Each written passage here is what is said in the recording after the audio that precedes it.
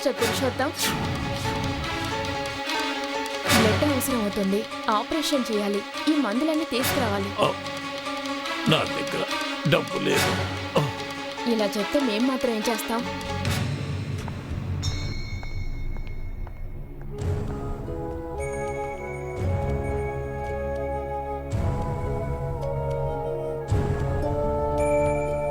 మీకేమన్నా సాయం కావాలంటే సంకోచించకుండా అడగండి. దీన్ని తీసుకెళ్ళి డబ్బు తీసుకొస్తావా? తప్పకుండా. నేను మనిషినే కదా సార్. ఎవరికి ఎప్పుడు ఏం జరుగుతుందో ఎవ్వరూ చెప్పలేం. మీరు దేవుణ్ణి బాగా వేడుకోండి. వెంటనే వచ్చేస్తాను.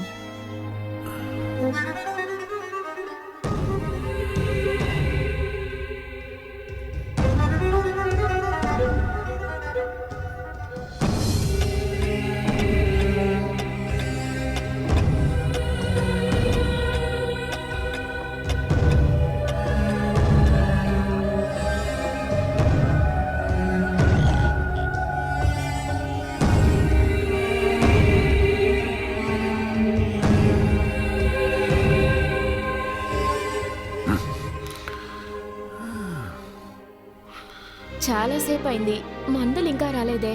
వాడు ఇంకా రాలేదా? పరిచయం లేని మనుషుల దగ్గర ఇస్తే ఇలాగే ఉంటుంది. ఇక మీదట వస్తాడో లేదో కూడా తెలీదు. సార్, ఇదిగో వస్తున్నాను.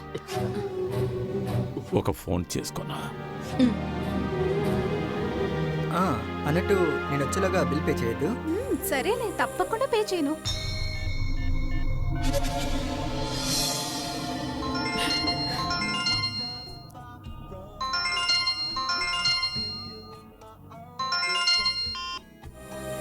విజయ్, పురుషోత్తాన్ని నన్ను పొడి చేశారు. ఇప్పుడు నేను సిటీ హాస్పిటల్లో ఉన్నాను. నా వల్ల కావటం లేదు.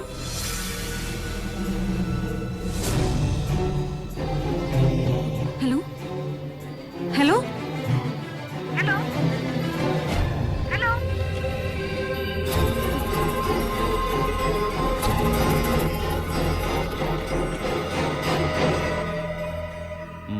Hello hello.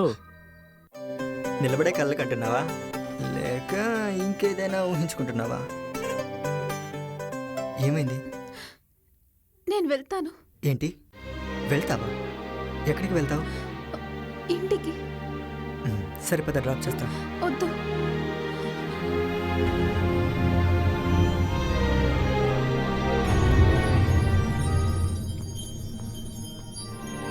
ఏమైందో చెప్పు. నీతో చెప్పకూడదు అనుకున్నాను. అతన్ని పగ తెచ్చుకోవడానికి నీ ఫోన్లో ఒక కాల్ వచ్చింది, పురుషోత్తం గారి నుంచి. అదే మీ బాస్. ఎవరో కత్తితో పొడి చేశారు. నేను సావు బ్రతుకులో ఉన్నానని చెప్తున్నాడు. చెప్పకూడదు అనుకున్నాను. చేస్తే బాగుండు అనుకున్నాను. కానీ నా వల్ల ఒక ప్రాణం బలివ్వకూడదు. దానికి నా మనసు ఒప్పుకోవట్లేదు. భగవంతుడా. For more updates, like, comment, subscribe to our channel. Hey darlings, గంటని click చేయడం మర్చిపోకండి.